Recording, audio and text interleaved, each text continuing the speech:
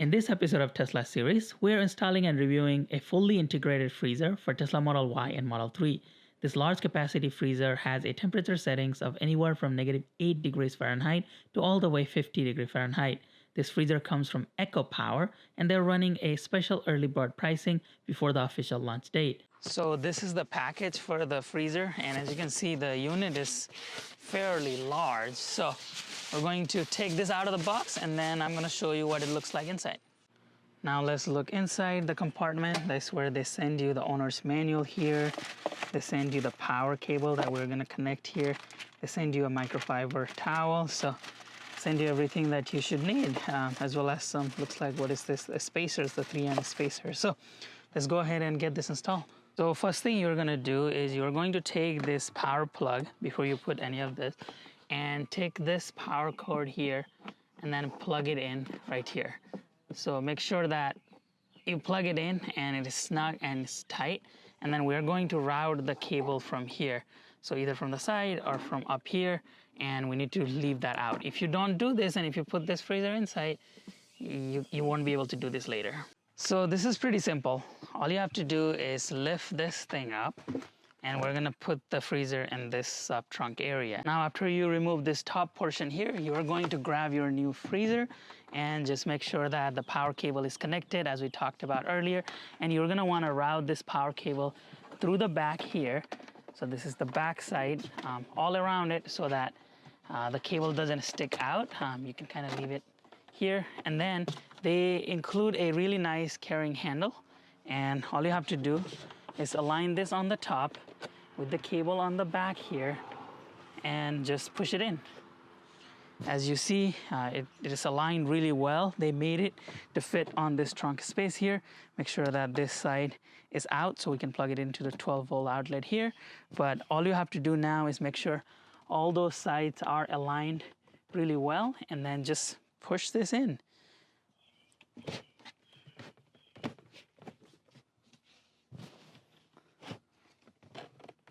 And you might want to hide this cable through the bottom. Now next thing we're going to do is just take this 12-volt input and then go over here and then just simply plug it in. You will hear a beep, and the beep will show that the power is on. Now the next thing they tell you is that so this bracket doesn't completely submerge here and block all the airways, you got to put the spacers that they send with the 3M tape all around the edges. So we would put it right here, one here, and then one on the top, so that this will kind of make this stand up a little bit so it never sits submerged with this freezer, because the air needs to circulate. So that's the whole purpose of the spacers that you get. Go ahead and put that all over here and then all over there. So as you see here, we did it all around, 3 on each side, and now this should never touch the freezer, and you should have a little bit of space running down here just so that all the air can still circulate, and there's the air vent here so the air can circulate. So this is how mine fits. All this gray area sits on top, and I have pushed it as much as I can. And then if you look at it here, they didn't make this snug tight, and that's for a reason, so that all that air vents, it still works, because that needs to circulate here. So they left a little bit of a gap on the edge over there. It fits really well. 7-seater again. The 7 seats are fine there, and there's still some gap here for the air circulation too on this side. So on both sides there is some gap, and then the front fits really nice and snug. And I really like that they included this handle here, the carrying handle.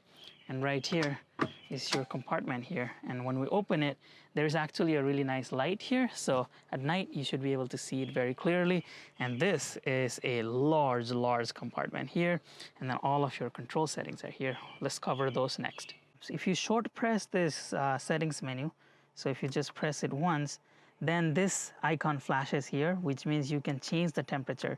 So whatever your desired temperature is, you can change that. So 40, 37, whatever you want to put that is how you change that. And if you just leave it like that for about 10 seconds, this just stuff flashing.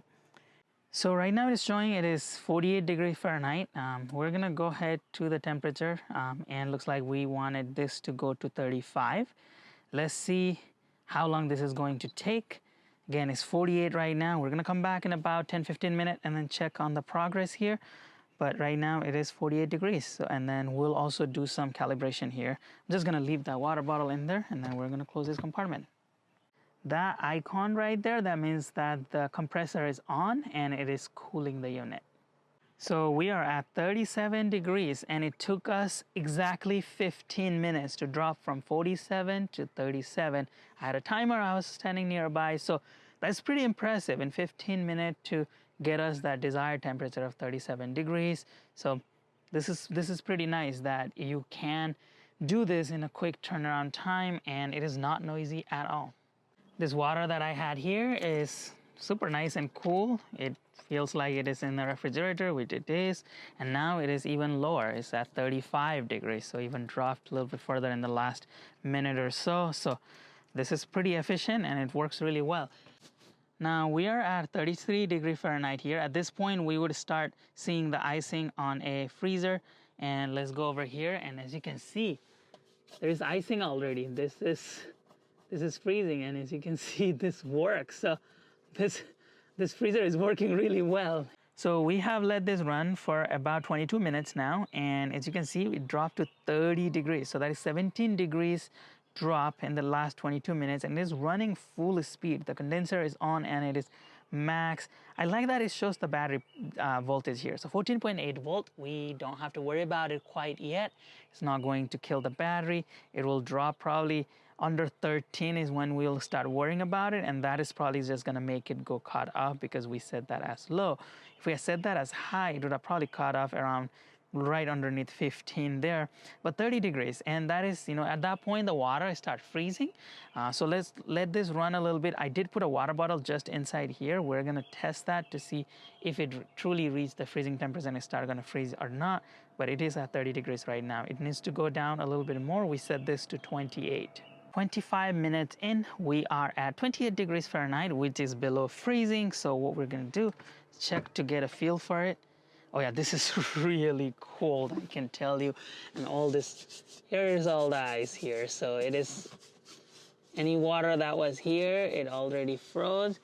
And our water bottle, of course, is not frozen because we recently put this in, but I can see that it's really, really cold. It is not frozen, but it is really cold. I bet if I had left this here since the beginning, this would have been frozen by now. But as you can see here, this has already formed the ice crystals here. That means you know that the temperature is right. It is really cold here. All right, now this is reading about 28 degrees, and I want to do some temperature calibration. This is a laser gun here, so infrared, it's not gonna be 100% accurate, but it should give you a ballpark area. What I want to test is the wall around and then the bottom to see what type of temperature we're getting here. So when we open this up, oh, that part is like super icy there, so that temperature seems to be accurate. It is below freezing point. At that point, our water, of course, is not frozen because we just put it in. Here, the sidewall looks pretty frozen. That side doesn't look as frozen, and then this side also doesn't look as frozen. So it looks like here's your compressor, and then that side looks like it's pretty frozen. So let's test that theory here. I'm gonna put the infrared gun directly below. We are getting about 34.8, not too far off from that 28, but still not too great here. What about here on the wall here? Wow, we're getting negative temperatures, and I can see it because it is super frozen there. Any liquid that was there is super frozen there. Now, what about this side here? Okay, negative temperature as well. Now if we go here, we are getting 13 degrees as expected. And then this one is reading negative. So looks like this is the farthest corner here where it hasn't gone. The compressor hasn't reached that area too well, but still that is pretty low. I mean, 14 degrees there. So this this is actually reading better than what it shows here. We are reading 26 degrees on the thermometer, and as you can see, yep, you got a freezer here, and it works really well. All right, let's talk about the total space that you have in this thing here. It's a large solution, so it fits a lot of stuff inside. As you can see, we got a gallon of milk here, so it vertically fits here. And if you squeeze it a little bit, you can probably fit 2 gallons of milk here side by side. So you can fit a lot of things here. Now you got your regular size water bottle, easily fits. Of course, this is a 12-ounce Coke, and this fits here. This are the 7.5 ounces, and you can very safely stack those on top of each other and it fits. You could also stack this 12-ounce Coke cans together, and it sticks a little bit, but you should be able to fit that as well. This is your Gatorade, so this is the 28-ounce Gatorade. So as you can see, that fits right there. So it has a lot of space. We have an entire bag of broccoli here. This is a 3-pound bag of broccoli, and it fits. As you can see, the space is just awesome here. There's just so much space that you can fit a lot of things. So this particular Model Y unit is a 35 liter, which is about 9 gallons. So you should be able to fit 9 of this here if we just stack them neatly. Maybe you fold this down, but 9 gallons, that's quite a bit of volume here. This is the largest car fridge that I have seen that actually seamlessly integrates within the car and provides all that space. Now let's talk about the specification and then go into our review of this freezer.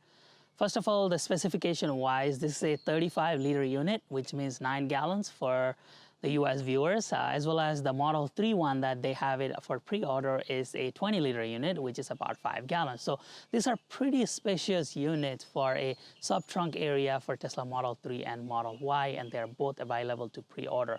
Normally, I would be a little hesitant with like Indiegogo or a crowdsourcing or pre-order items, because if I don't have the item on hand, then I don't really know how to review it, because unless I have the item on hand where I can test it and show you all the parameters, I get a little hesitant. That's what I told them when they first reached out saying this is available for pre-order. I was like, unless you send me the item, I can't produce a review of an item that I haven't tested yet. So they sent this out, and they say they have built a lot of this unit already, and they're gonna start shipping this out to the customers who have pre-order here very soon. So that gave me more confidence. Acopower is also a pretty well-known company. We have seen other car freezers and refrigerators from the same company in the past. They produce a lot of these products. They also do solar, they also do battery charging. So they are pretty versatile company, and they have all of that product and a lot of product listed on their website. But this is the first product that they have made for Tesla specific vehicles, so for Model 3 and Model Y.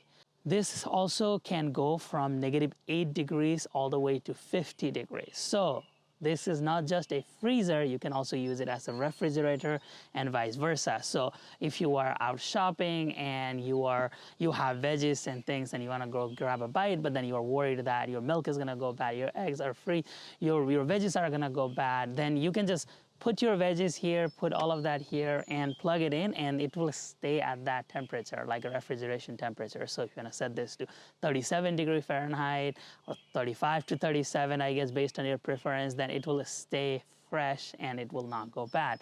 Also, if you are buying frozen items and you are worried that it's going to melt by the time you get home, this is also very practical, not just for camping, but camping is a huge thing, because then while camping, you can take all of your food here, food and drink, and just have a fresh drink all the time anywhere you go.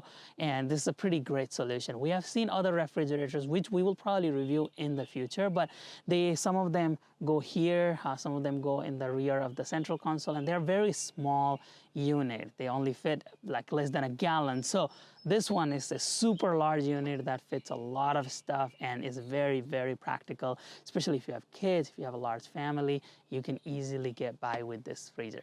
My next like about this unit is that how quickly it cools down. So we started plugging this in here about 20 minutes ago.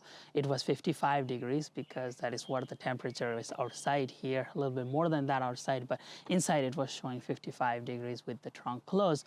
And then within 20 minutes, we are showing 35 degrees here. So I'm impressed how quickly this does the job. So this is really on-the-go type of a solution. Now, I cannot guarantee that that is going to happen every single time, but To me, I have tested it a couple days ago where it took about 22 minutes to drop about 15 degrees, and today it was even better even with the hot sun. So I think it fluctuates a little bit what you have inside and whatnot, but it works really, really well. The temperature drops rapidly and it does the job as supposed to. This is pretty typical like a mini fridge. When you plug it in inside the house, this does the same job and as rapidly cools down. I also tested another feature. I set it up to 33 degrees, and as soon as it hit 33 degrees here, it just stopped. So the fan is stopped and it is going to maintain that temperature at 33 degrees. And if it starts going up, the condenser is going to turn on and then it's going to start working. So their low limit of when it stops is also working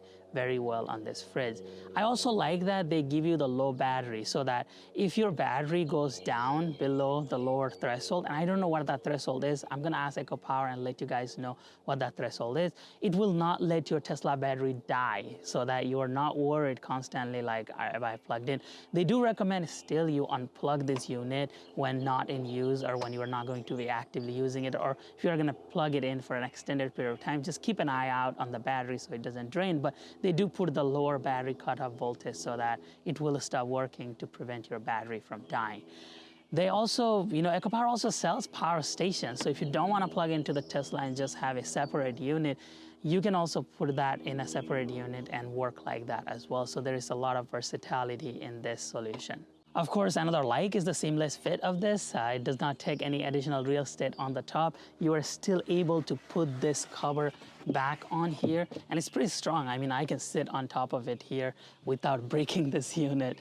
So it's a pretty strong unit. It's a solid unit, and because it only takes the sub trunk area, you still have this full trunk area to put other stuff and put other storages. So that's a pretty neat design, and it seamlessly fits. It doesn't stick out too much where it is noticeable. So if you didn't know that there was a mini fridge here, I mean, this looks like a normal OEM car without anything there. Now a couple of feedback for Acopower. The door here, I think they need to figure it out. Maybe it is just my unit. It sticks a little bit when you're opening it. You do have to provide a little bit of a force to close this, so it makes that sound. And we're not breaking anything. The hinges kind of tightly seals, but I wish this was a little bit easier to pull without needing to apply some excessive force here. And I think the design just needs to be slightly smaller, or maybe it is just, I have a 7-seater Model Y. Maybe that is why it is doing that. It's a little bit tight here, but I wish that was the solution. Another thing is they say that the app works, which I could not get it to work, and I haven't talked to them, of course, after they sent this for a review here, but that's gonna be my feedback, is get the app working, because it will be really nice to have the app working where you can go over there and change all the settings, which is an awesome feature. But we have seen more often than not that the apps on this type of things tend to not be very great. But even if it is for the basic functionality of just controlling the temperature, an app would be really great. So what do you all think about this unit? Would you get it for your Tesla Model 3 and Model Y? I have a special link down below, and I'll try to work some discount codes. I don't know if they will allow that or not, but I'll reach out before posting this video. If they allow discount code, I will share in the description below. But this is a pretty great unit, in my opinion. It is versatile, it is practical, it solves a lot of issues that people might be having, especially with camping or on the road. This is super useful, and the price is not crazy. Right now they are selling it for $350 for this unit and $299 for the Model 3 unit, which, based on all the other reviews that we have done of other accessories in the past, it seems very reasonable for what it does, in my opinion, but I'll let you be the judge of the price. If you have any questions, any comments, anything that you want to let me know in the comment section below, please do. On the comment section, I'm always reading your comments, and the manufacturers, I tell them to monitor the comment sections for a specific product that they send so that they can get an idea of future designs and what to change. So please do us a favor by putting your comments in the comment section below. If you enjoyed today's video, give this video a thumbs up. Subscribe to the channel if you haven't already done so, and please come back again next week for another Tesla review.